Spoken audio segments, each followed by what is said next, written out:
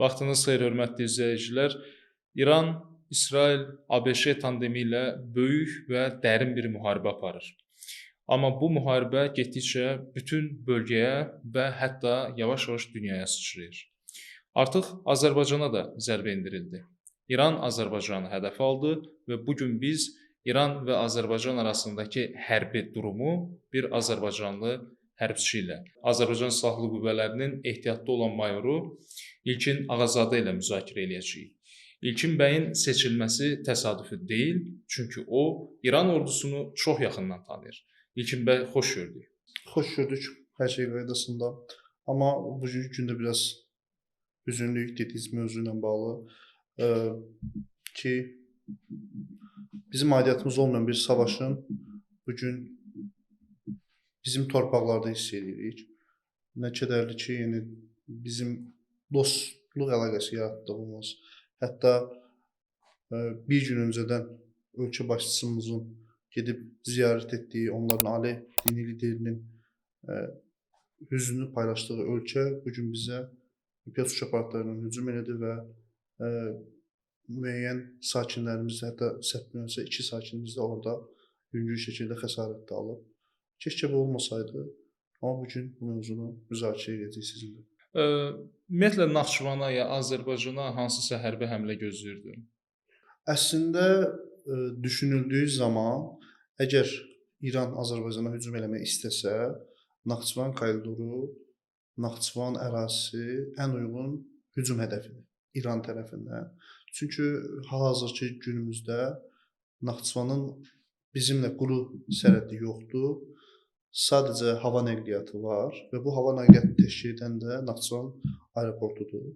Və oranın vurulması düşünürəm ki, təsadüfi deyil, bir siqnal ola bilər. Çünki Nə mesaj verir İran? Yəni Naxçıvan aeroportunu hədəfə almaqla səncə Azərbaycana nə demək istəyir? Belə deyək də, hər hansı bir savaş başlasa və yaxud da İranın ora müdaxiləsi olsa, biz oradakı həmvətənlərimizi məcburuq ki, hava nəqliyyatı vasitəsilə oradan təxliyə edək. Bunun üçün də doğru məntiq odur ki, hava limanı lazımdır. Əgər hava limanı sıradan çıxarsa, artıq biz məcburuq quru nəqliyyatına keçək. Bunun üçün Naxçıvanın sərhədində 3 ölkə var. Biri İranın özüdür ki, hücum edəcək olduğu təqdirdə əlbəttə ki, insanlarımızı o istiqamətə yönləndirə bilməliyik. Digəri bizim tarixi düşmənimiz Ermənistan Respublikasıdır ki, hansı ki, orada biz koridor yaratmalıyıq və oradan insanlarımızı təxliyə eləməliyik doğma torpaqlarımızı ki, düşünürəm ki, düşmən bu koridoru yaratmaz. Geriyə sadəcə qardaş ölkə Türkiyə qalır ki, oradakı sərhəd də 13 kilometrdir. Bu məhdud bir ərazidir və insanların təxliyə olunması bir müddət vaxt aparacaq. Ona görə ən uyğun təxliyə metodu hava nəqliyyatıdır. Bu baxımdan düşünürəm ki, hava nəqliyyatının təşkil olunduğu əsas nöqtə aeroportun vurulması xüsusi bir mesaj ola bilər ki, yəni bizim nəzarətimizdədir, biz istəsək oranı vura bilərik. Biz istəsək Naxçıvanı yenə blokadaya ala bilərik. Bu gün Azərbaycan tərəfi İrandan nələrsə tələb edir.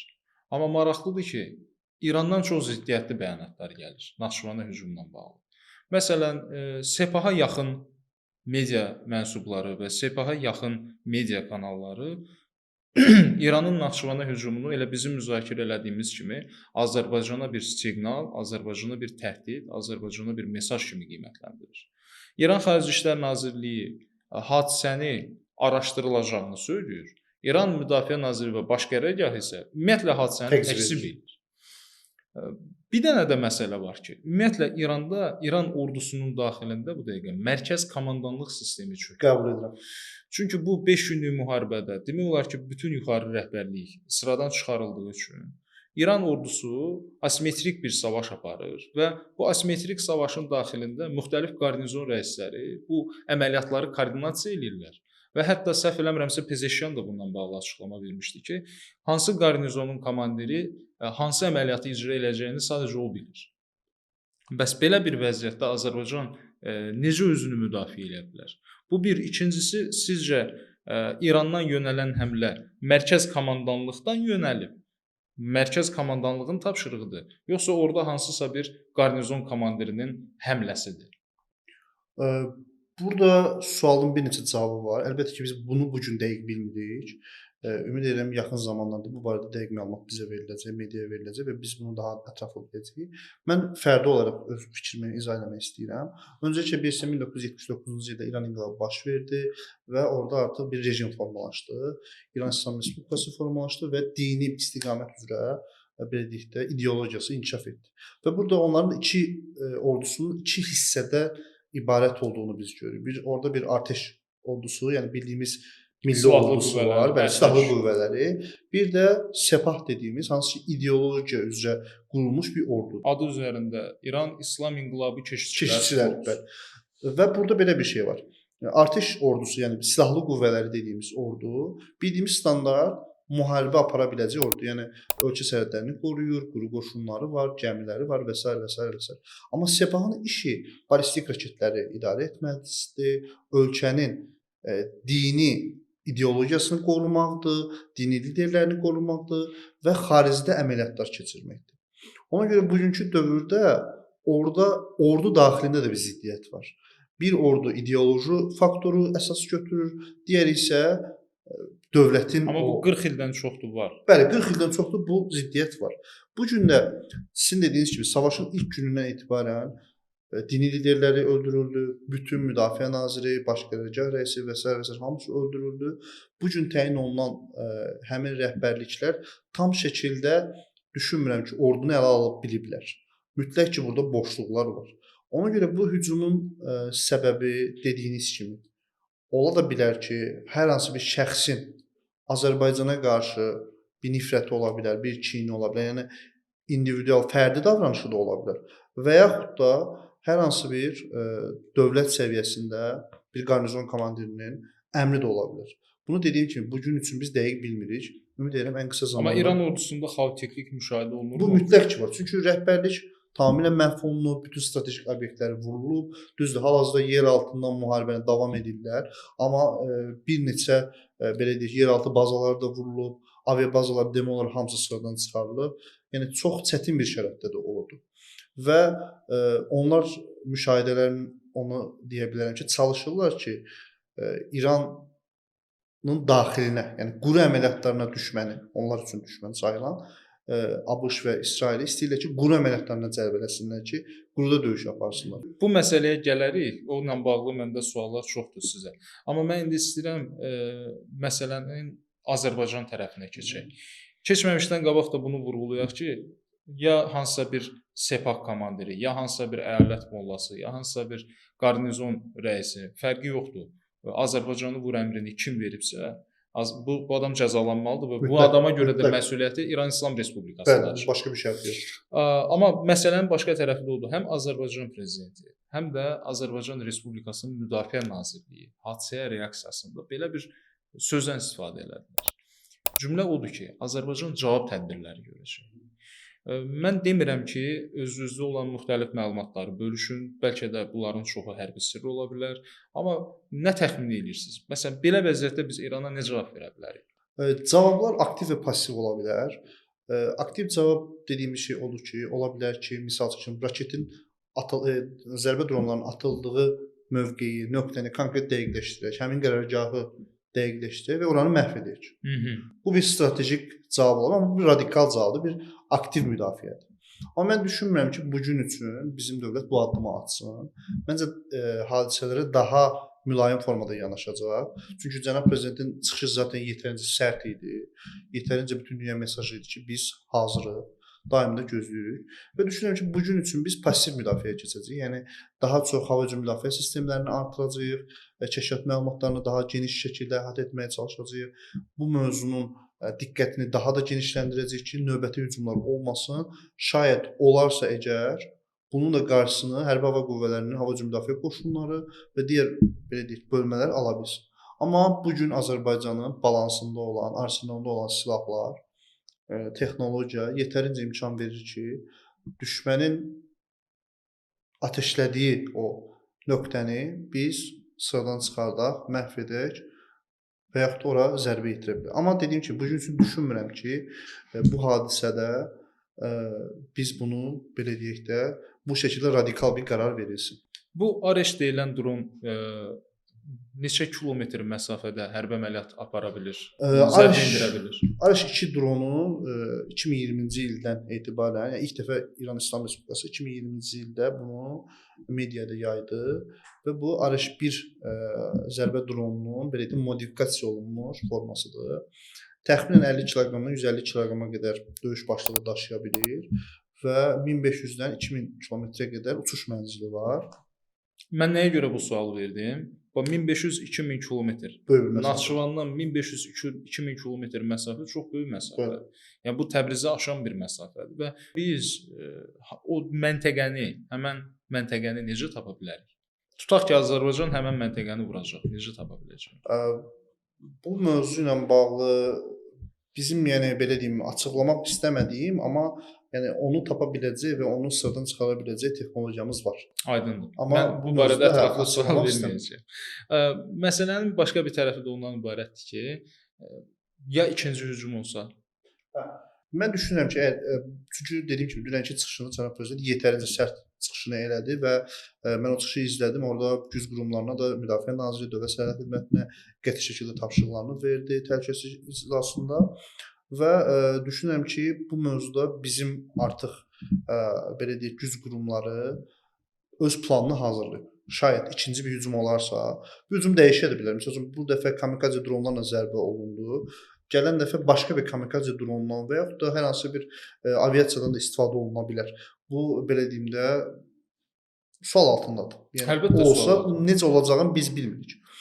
Amma bunun üçün əminəm ki, dövlətin artıq özünün bir strateji planı var. Buna hazırdılar. Əgər hər hansı bir növbəti hücum olarsa, mütləq ki, aktiv belə deyim, cavabı keçəcəyik. Mütləq ki, hər hansı bir o təxribatın həm qarşısının alınması yönümlü, həm də təxribata cavab yönümlü bir fəaliyyət icra edəcəyik. Siyasi təhlilin metodlarından biri də ssenarilərin hərəkət tərzi. quraşdırılmasıdır, ssenarilərin formalaşdırılmasıdır. Ssenarilərin qruplaşdırılması və formalaşdırılması metodu ilə yola çıxsaq, biz indiki mənzərədə çox rahat belə bir ssenari qura bilərik. Nədir o ssenari? Azərbaycana növbəti hərbi həmlə edilir. Azərbaycan buna sizin dediyiniz kimi bu dəfə aktiv şəkildə cavab verir. Sonra bir həmlə daha, bir cavab daha və bir anda Azərbaycan bu müharibənin tərəfinə çevrilir. Azərbaycanın Körfəz ölkələrindən fərqi odur ki, Azərbaycan Körfəz ölkələrindən İrana təsir baxımından daha güclüdür. Çünki Azərbaycanın orada həm soydaşları var, həm də Azərbaycan o Körfəz ölkələrindən fərqli olaraq o ərazidə hərbi əməliyyatlar aparmaq üçün əlverişli əraziyə də sahibdir. Sualsa budur. İraq olsun, İran-Azərbaycan müharibəsi bu prosesdə baş verərsə, Azərbaycan və İran qoşunlarının qüvvələr balansı həmən bölgədə necə dəyişir və biz o müharibəyə hazırıqmı? Öncəliklə bunu demək istəyirəm ki, savaş bərbad bir şeydir. Yəni nə biz, həm köhnə savaşmış insanlar, savaşı görmüş insanlar savaşı arzulamaz. Çünki savaş hər bir halda itkidir, qandır, kədərdir. Amma əlbəttə kimsə bizim torpağımıza müdaxilə etsə, biz son damla qanımıza qədər onu müdafiə etməliyik. Burada sualınızda müəyyən mənada dəqiqlik yoxdur. Nə mənada deyirəm? Ola bilər ki, deyək ki, İran bizə hücum elədi. Sol ortaya çıxır, hardan hücum eləyəcək? Naxçıvandan mı hücum eləyəcək?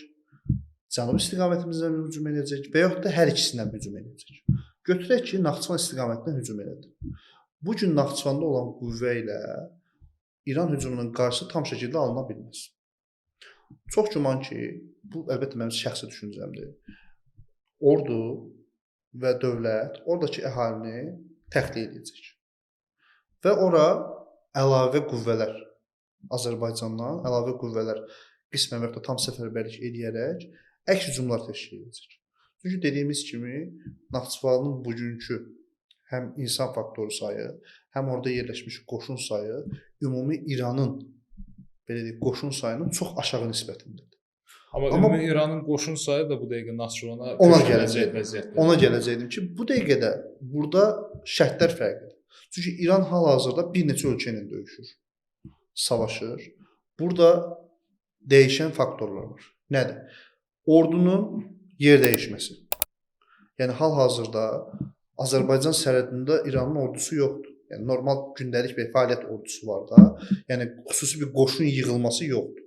Niyə? Çünki bizdən bir hücum olmadığı üçün o əsasən Körfəz ölkələrinə doğru, məsələn Hürmüz boğazına doğru, Ərəb ölkələrinə doğru qoşunlarını yığıb ki, oradan hücum ehtimalı daha çoxdur. Ona görə bu qoşunların daşınması fəaliyyəti var. Bu qoşunların daşınması zamanında biz o qoşunların daşınmasından kəşfiyyat məlumatı əldə edib öncədən tədbirlər görə bilərik. Digər tərəfdən iqtisadi burada mövzu var. Nədir? Qoşunların daşınması üçün xüsusi bir xərc lazımdır. Və hal-hazırda İran, ABŞ və İsrail nə edir? Orada hava əməliyyatı keçirir. Və hava hakimiyyətini ələ alır. Görəcək ki, bir yerdən başqa bir yerə bir qoşun daşınır, avtomatik olaraq nə olacaq? Açıq bir hədəfdir. Ona hücum edəcək. Ona görə bunun daşınmasında da yenə problem ortaya çıxır İran üçün. İran baxımından deyirəm. Digər tərəfdən İranın bizə hücum eləməsi halında səhv eləmirəmsə dünən idi, yoxsa bu gün səhər idi. Qardaş ölkə Türkiyənin ölkə başçısı özü çıxışında dedi ki, biz qardaş ölkə Azərbaycanı hər zaman dəstəkləyirik. Burada yəni bir neçə bizi dəstəkləyən ölkə olacaq. Birinci növbədə dediyimiz kimi qardaş ölkəmiz Türkiyə. İkinci növbədə dünən Pakistan bəy çıxışını elədi. Dedi ki, lazım olsa əlimdəki bütün vasitələrini Azərbaycanı qorumağa hazıram. Bu o deməkdir ki, İran Azərbaycana hərbi müdaxilə eləsə, eyni vaxtda Naxçıvan Culfa sərhəddi ilə İran Culfasına bir hərbi həmlə görə bilər. Digər tərəfdən Pakistan, Əfqanistan üzərindən Bəlucistan və Sistan bölgəsində bir hərbi aktivlik yaşaya bilər. Başqa tərəfdən də Türkiyə vasitəsilə ölkəsinin şimal-qərbində, yəni Zaqros dağları ətrafında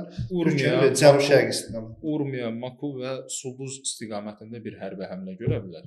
Ona görə də mənə elə gəlir ki, İraq olsun belə bir savaş İran üçün çox bahaya başa gələr. Və məsələn ən gözəl deməyim, amma ən maraqlı tərəfi də odur ki, biz Ermənistanla savaşdan fərqli olaraq Qarabağa məsələn siz daxil olanda orada demək olar ki, əhali qalmamışdı və siz sadəcə tarixi yurd yuvalarımıza qayıdırdınız. Amma belə bir senaridə Azərbaycan ordusu İran Culfasına, Təbriz yoluna, Təbrizə girəndə onu minlərlə, milyonlarla Azərbaycan xalqı əlində bayraqla qarşılayır. Çünki Ərdəbildə və sair yerdə bizim hələ 30 milyona yaxın əhalimiz var.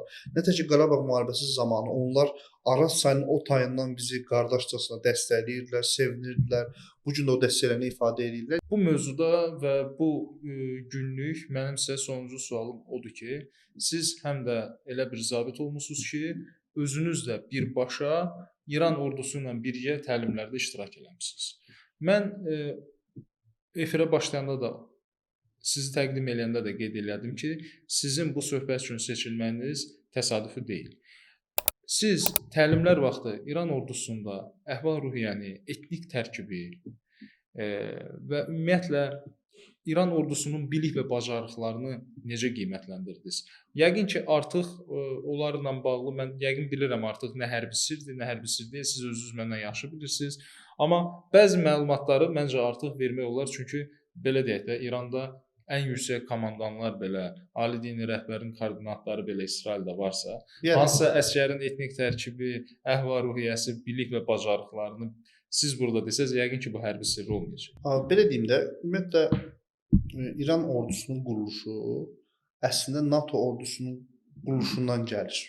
Ərtəş, bəli. Çünki Ərtəşi elə Pəhləvi dövründə əvvəllər, yəni 79-dan əvvəl İran ordusu qoşulub, NATO, yəni Amerika onu belə deyək də, ordusunu qaldırdı. Hətta bu dəqiqə belə İran ordusunun hərbi texnologiyasının bir çox hissəsi, hərbi təyyarələr F-14-lər, F-15-lər, F-4-lər hamısı Amerikadan qalır və onların quruluşu hiss etsən ki, köhnə NATO quruluşudur. Ərtəşdə. Təzə NATO quruluşunu bilmirəm zət. Yəni bildiyim üçün köhnə ilə indini müqayisə edə bilirəm. Baxırsan ki, bizdən də əvvəllər olmuş. Köhnə NATO quruluşudur. NATOnun təzə-təzə yaranan quruluşudur. Ona görə tam şəkildə öz ordu quruluşları yoxdur. NATO quruluşu olduğu üçün də müəyyən şeylər bizə uyğundur. Onu biz rahat şəkildə onlardan aşkara çıxara bildik. Digər tərəfdən İran İslam Respublikası adından bəlli olduğu kimi dini faktor çox yüksəkdir. Biz də millət olaraq, xalq olaraq əsas dinimiz İslam dinidir, inanan insanlarımız var və s. və s. Amma orada bu sanki məsələn bizdə bunun məcburiyyəti yoxdur da. Sən dinə inana bilərsən, inanmaya bilərsən, başqa bir dinə inana bilərsən. Yəni orduda bunu heç sənə təbliğ eləmir.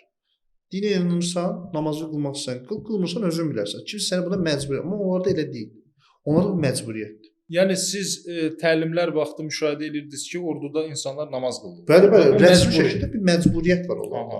Ki, yəni bunu onlara belə deyim də, ideoloji olaraq göstərirlər və belə bir şey var. İş vaxtı, söhbət əlbəttə hərbi işdən gedir. İş vaxtı dini ayinlər oxuyurlar, dualar oxuyurlar.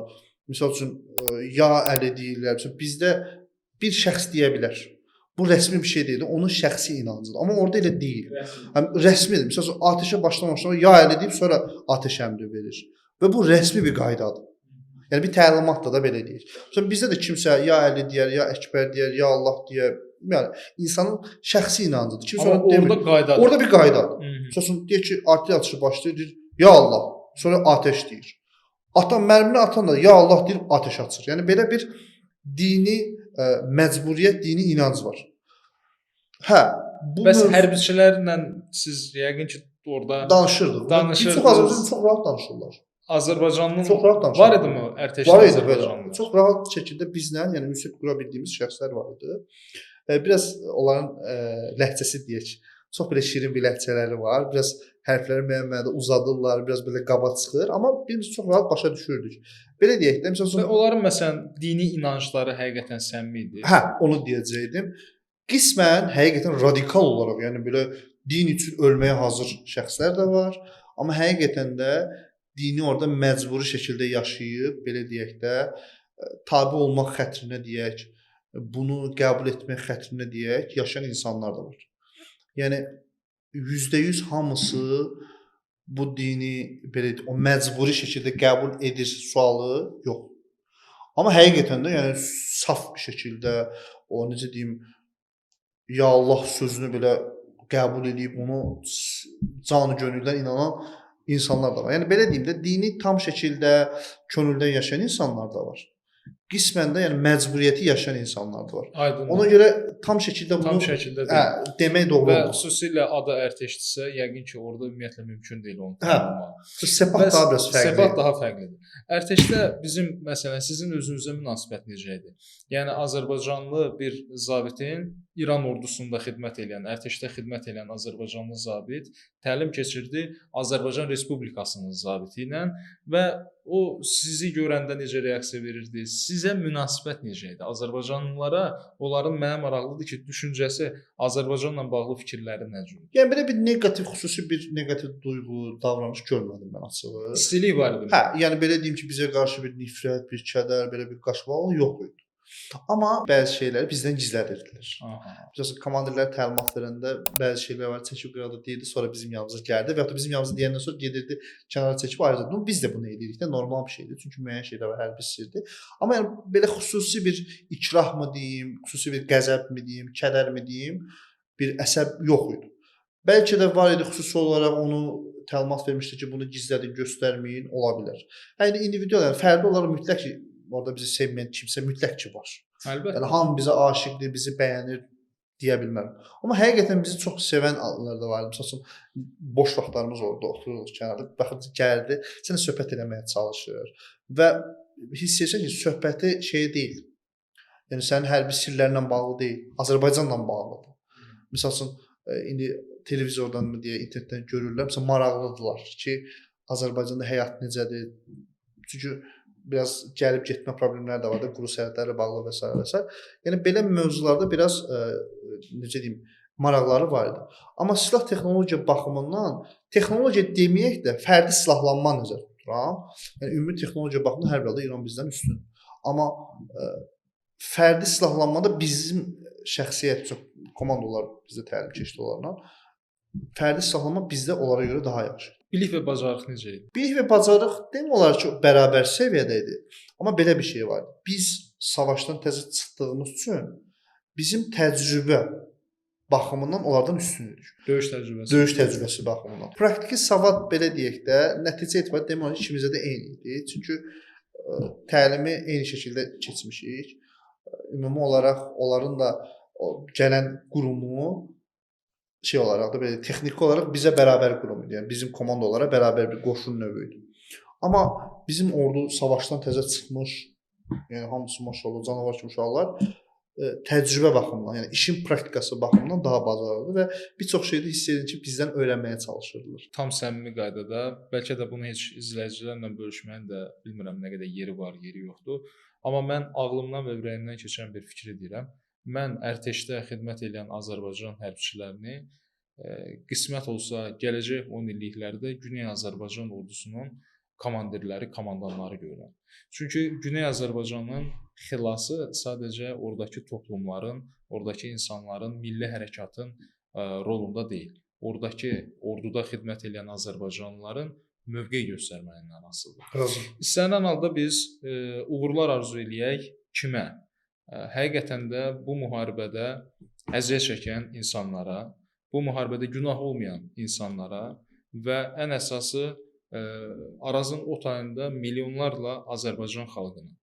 Ümid eləyək ki, bu proseslərin hər biri onlar üçün xeyirlə nəticələnəcək və ümid eləyək ki, Azərbaycan dövləti bu həm şimalında, həm cənubunda baş verən dağıdıcı müharibə məngənəsindən sağ-salamat və inamlı addımlarla çıxacaq. Ümid edirik. Çox sağ olun, minnətdarıq. Çox maraqlı məlumatlar idi. Təşəkkür edirik. Sağ olun.